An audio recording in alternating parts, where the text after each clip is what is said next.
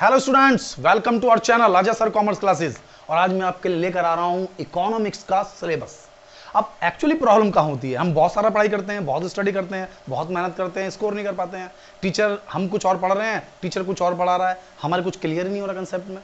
तो बहुत सारी चीजें ना पढ़कर हम बिल्कुल एक कंसाइज वे में पढ़ेंगे। तो आज इकोनॉमिक्स में मैं आपके लिए लेकर आ रहा हूँ इकोनॉमिक्स के दोनों पार्ट, स्टेटिस्टिक्स और माइक्रो इकोनॉमिक्स। ठीक है, इससे पहले मैं आपके ब्लूप्रिंट को आपकी स्क्रीन पर दिखाता हूं। पहले ब्लूप्रिंट देख लीजिए स्क्रीन पर।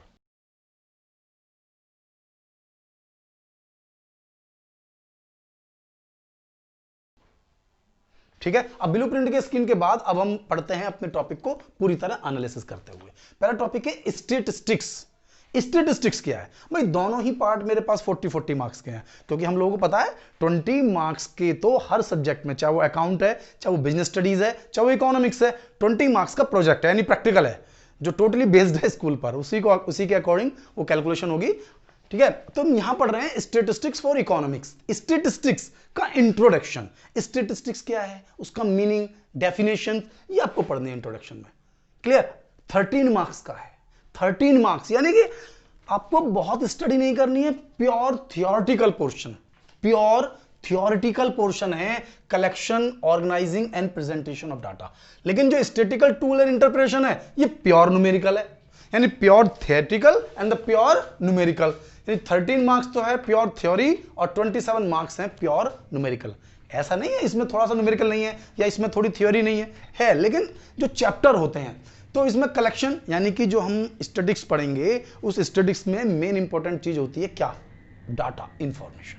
तो उस इंफॉर्मेशन का कलेक्शन, फिर हम उस डाटा को ऑर्गेनाइज करते हैं सिस्टमेटिक वे में, एडिटिंग करते हैं, और उसके बाद फिर हम इसकी प्रेजेंटेशन करते हैं। तो ये सारी चीजें इसके अंदर ऑर्गेनाइजिंग में है, प्रेजेंटेशन है, टेबल है, ग्राफ है ना, इसमें diagrammatic presentation, graphical representation of data है। इसके अंदर ऑर्गेनाइजेशन में हम पढ़ेंगे ऑजाइव कर्व, ठीक है ना, जो डिफरेंट जो ग्राफ हैं, वैसे ग्राफ तो प्रेजेंटेशन पढ़ लेंगे, यहाँ हम टेबुलेशन पढ़ेंगे, series, individual, discrete, continuous series, उनको किस तरह से डिजाइन करें, उनको किस तरह से बनाएं। तो बेसिकली ये इंट्रोडक्शन और कलेक्शन ऑफ डाटा, ये दो चैप्टर मैं पूरी तरह से डाल चुका हूं आपके यहां।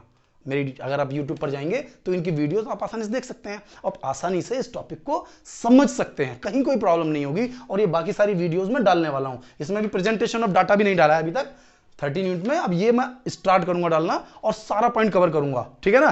तो ये टॉपिक आपको पूरा मिल जाएगा, और अगर आप मेरे साथ कंटिन्यू मेरे चैनल को लगातार वीडियोस पर देखते रहेंगे तो मैं सारा टोटली कंप्लीट सिलेबस आपको कराऊंगा, क्योंकि पर्पस यह है कि हर बच्चे तक मेरी रीच हो और हर बच्चे को एक क्वेश्चन समझ में आए। उसके बाद हम रिविजन क्लास भी लेंगे सभी बच्चों के लिए। अब देखिए नेक्स्ट, इसमें आ गया कलेक्शन, ऑर्गेनाइजेशन एंड प्रेजेंटेशन। तो कलेक्शन यानी डाटा को कैसे कलेक्ट किया जाए, कलेक्शन करने की पूरा सिस्टम उसमें मेंटेन है, ये आपको देखना होगा। वैसे ये वीडियो देखकर, आप मेरी 2 वीडियो बनाई है मैंने, इसकी 3 वीडियो हैं केवल, एक इंट्रोडक्शन पर, एक कलेक्शन पर, एक ऑर्गेनाइजेशन पर। अगर आप ये तीनों वीडियोस को देखेंगे तो टोटल समझ में भी आ जाएगा कि स्टैटिस्टिक्स बेसिकली है क्या। इसके बाद प्रेजेंटेशन ऑफ डाटा पर एक बनाएंगे टेबल, और इसके बाद स्टैटिस्टिकल टूल्स। अब स्टैटिस्टिकल टूल थोड़ा बड़ा टॉपिक है, इसके अंदर टोटल न्यूमेरिकल पोर्शन है। न्यूमेरिकल पोर्शन भी आपको मैं बता दूं क्या क्या है। इसके अंदर है आपको सेंट्रल टेंडेंसी। क्या है? सेंट्रल टेंडेंसी, जिसमें हम पढ़ेंगे मीन, मोड।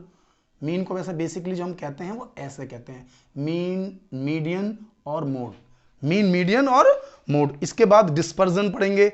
डिस्पर्जन में हमारे पास टोटल टॉपिक हैं, standard deviation, mean deviation, range. इसके बाद हमारे पास इसके अंदर टॉपिक न्यूमेरिकल था ना, कॉरलेशन और इंडेक्स नंबर, यानी कि चारों चैप्टर न्यूमेरिकल्स के इसमें आएंगे। सारा टोटल समझाऊंगा, प्रॉपर तरीके से समझाऊंगा, और इसके अंदर भी एनालिसिस करेंगे। ये नहीं कि आप सारा पढ़ने वाले हैं, हमारा सिलेबस है डिसाइडेड। जैसे कि हमने सेंट्रल टेंडेंसी है, अब सेंट्रल टेंडेंसी तो बहुत बड़ी है, लेकिन इसमें से केवल मीन, मोड, मीडियन पढ़ना है। अब जैसे मेजर ऑफ डिस्पर्जन है, इसमें भी सिलेक्टेड पोर्शन है। सिलेक्टेड पोर्शन जैसे कि भाई डिस्पर्जन में स्टैंडर्ड डेविएशन पढ़ना है आपको। क्या पढ़ना है? स्टैंडर्ड डेविएशन, वेरिएशन, यानी और नहीं है, इसके अंदर दिया हुआ ही नहीं है, स्टैंडर्ड डेविएशन और वेरिएशन, बस। इसका मतलब सिलेबस हमारे पास कंसाइज है बिल्कुल। कॉरलेशन पढ़ेंगे। कॉरलेशन में कौन कौन से मेथड दिए हुए हैं भाई? मीनिंग, प्रॉपर्टी, स्कैटर डायग्राम जो ग्राफिकल है कॉरलेशन का। इसके बाद मेजर ऑफ कॉरलेशन में केवल कार्ल पियर्सन मेथड दिया हुआ है। बताइए, कार्ल पियर्सन मेथड, यानी कि ज्यादा मेहनत करनी ही नहीं है। देखिए ना, कार्ल पियर्सन मेथड दिया हुआ है। इसके बाद इंडेक्स नंबर में जाएंगे तो हमारे पास इंडेक्स नंबर भी, देखिए टॉपिक बड़े बड़े हैं ये। ये हम 11th में ही नहीं पढ़ते, हमारे बीकॉम में हम पढ़ते हैं। इवन दिस एमबीएस में भी कुछ बच्चों के पास सिलेबस में ऐसा होता है, बीकॉम में हमारा होता है, एमकॉम में हमारे पास स्टैटिस्टिकल एनालिसिस होता है, ठीक है ना, और कुछ बच्चे सीपीटी होता है, उसमें पूरे स्टैटिस्टिक्स का रोल है। ऐसा मत सोचिए 11th में है, 11th के बाद बहुत रोल है इसका, तो आप इसको प्रॉपरली समझें। इसके बाद हमारे पास है इंडेक्स नंबर, लेकिन कंसाइज है। इसमें इंडेक्स नंबर में भी मीनिंग और टाइप, इसके बाद wholesale consumer price index number, और इसके अलावा बस केवल इसके यूज और इन्फ्लेटेड इंडेक्स नंबर, बस केवल इतना सिलेबस में। अगर इसके बाद आ जाए हम मैक्रो इकोनॉमिक्स में, मैक्रो तो 12th में है, माइक्रो इकोनॉमिक्स में, तो इसमें 3 चैप्टर दिखाए इन्होंने, 4, 1 2 3 4, लेकिन समझने पड़ेंगे कि 4 का मतलब 4 नहीं है। इंट्रोडक्शन टू माइक्रो इकोनॉमिक्स, ये तो एक चैप्टर है, इसमें इंट्रोडक्शन, ठीक है, ये तो एक चैप्टर हो गया 4 मार्क्स का। लेकिन कंज्यूमर इक्विलिब्रियम एंड डिमांड अगर आप बुक में देखेंगे तो ये 2-3 चैप्टरों में है। इक्विलिब्रियम को अलग समझाया है, फिर डिमांड को अलग समझाया है, इलास्टिसिटी डिमांड को अलग समझाया है। तो यहां उसको क्लासिफाई कर लेते हैं हम कि भाई कंज्यूमर इक्विलिब्रियम डिमांड में है क्या क्या मेरे पास। तो कंज्यूमर इक्विलिब्रियम में है, कंज्यूमर इक्विलिब्रियम उसका यूटिलिटी डीएमयू, इसके बाद कंज्यूमर इक्विलिब्रियम डीएमयू के थ्रू, इंडिफरेंस कर्व के थ्रू भी है कंज्यूमर इक्विलिब्रियम, हटाया नहीं है, डिलीट नहीं हुआ है ये। इसके अलावा कंज्यूमर की प्रेफरेंस, डिमांड में आ जाए तो डिमांड छोटा सा टॉपिक नहीं है, पूरा चैप्टर है ये डिमांड। तो demand, market demand, determination of demand, demand schedule, demand curves, movement, ये पूरा कंसेप्ट हो गया। इसके अलावा इसके अंदर है हमारे पास इलास्टिसिटी, इलास्टिसिटी का भी लिमिटेड पोर्शन, सारी इलास्टिसिटी नहीं पढ़नी है। इलास्टिसिटी में factor affecting price elastic demand, और इसमें परसेंटेज मेथड ओनली। कौन सा मेथड है? केवल परसेंटेज, यानी इजी, बहुत ज्यादा मेहनत हमें नहीं करनी है। बेसिकली इसका इंट्रोडक्शन, कंज्यूमर इक्विलिब्रियम पूरा करा चुका हूं मैं। इंट्रोडक्शन और कंज्यूमर इक्विलिब्रियम को मैं ऑलरेडी इसकी वीडियो डाल चुका हूं, सिलेबस के आने से पहले ही, सिलेबस के आने से पहले मैं इनकी वीडियो डाल चुका हूं, इन 2 चैप्टरों की वीडियो डाल चुका हूं। लेकिन इसमें थोड़ी सी प्रॉब्लम यह है कि इसमें 1-2 पॉइंट एक्स्ट्रा हो सकते हैं। 1-2 पॉइंट एक्स्ट्रा इसलिए हो सकते हैं क्योंकि जब तक सिलेबस का डिलीट क्लियर ही नहीं हुआ था, अब डिलीट हुआ है, तो इसमें थोड़ा सा हमारे पास हो सकता है माइनर सी प्रॉब्लम्स हैं, उनको हम हटा लेंगे, ठीक है। बाकी अब देखिए प्रोड्यूसर इक्विलिब्रियम में, प्रोड्यूसर इक्विलिब्रियम में हमारे पास एक मेथड इसका हट गया है, इसलिए थोड़ा इजी हो गया है। यानी शॉर्ट रन में producer equilibrium, total product, average product, वो तो होता ही है इसके अंदर टॉपिक में। मतलब एनालाइज करें कि पढ़ना क्या है, हमें पढ़ना है इसका मीनिंग, पढ़ेंगे total product, marginal product, average product, तो ये तो जनरल किसी भी टॉपिक में पढ़ेंगे तो होगा ही।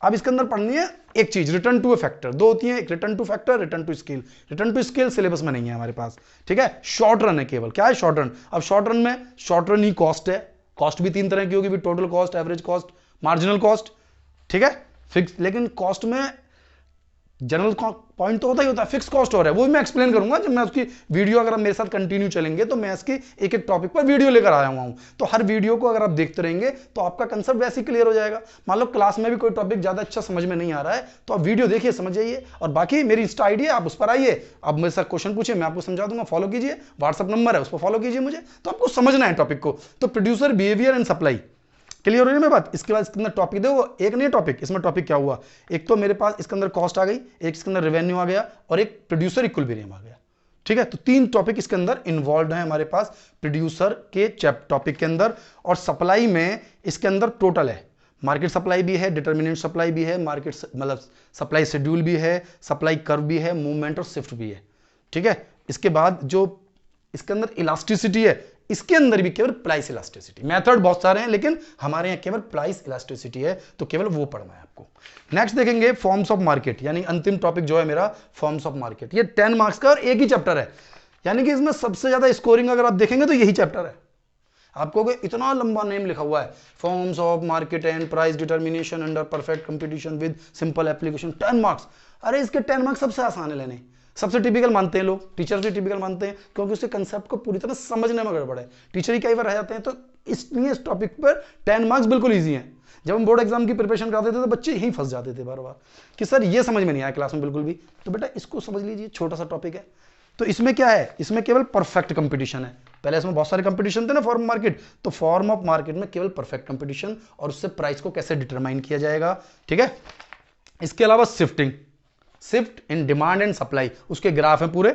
इसके बाद सिंपल एप्लीकेशन है डिमांड और सप्लाई की, जिसमें आपको 2 चीजें बतानी है, फ्लोर प्राइस और प्राइस सीलिंग, फ्लोर प्राइस और प्राइस सीलिंग, ठीक है, ये आपको समझना है। बाकी देखिए सीबीएसई के अकॉर्डिंग, सीबीएसई की गाइडलाइंस कहती हैं कि 44 मार्क्स का एग्जाम पेपर आपको बिल्कुल सिंपल बनाना है। यानी बच्चे ने अगर नॉर्मल सा भी पढ़ा है तो उसको 44 मार्क्स आ जाने चाहिए। 18 मार्क्स थोड़ा सा एवरेज बच्चे के आने चाहिए और नेक्स्ट 18 मार्क्स वो एकदम टिपिकल है। यानी उसको स्टडी करने के लिए तो आपको मेरी एक एक वीडियो को बहुत अच्छे तरीके से देखना भी होगा और उसको पढ़ना भी होगा, करना भी होगा।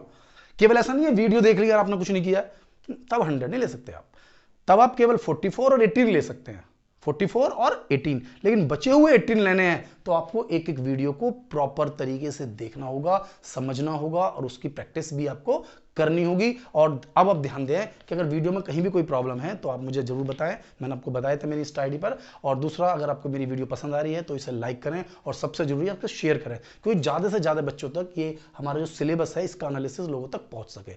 चैनल को सब्सक्राइब करें और मेन जरूरी है, अगर आपने अब तक बेल आइकन प्रेस नहीं किया है तो उसे प्रेस कर लें और मेरी लेटेस्ट जो नोटिफिकेशन है वो आपको मिलते रहें। मिलता हूँ नेक्स्ट वीडियो पर। Thank you.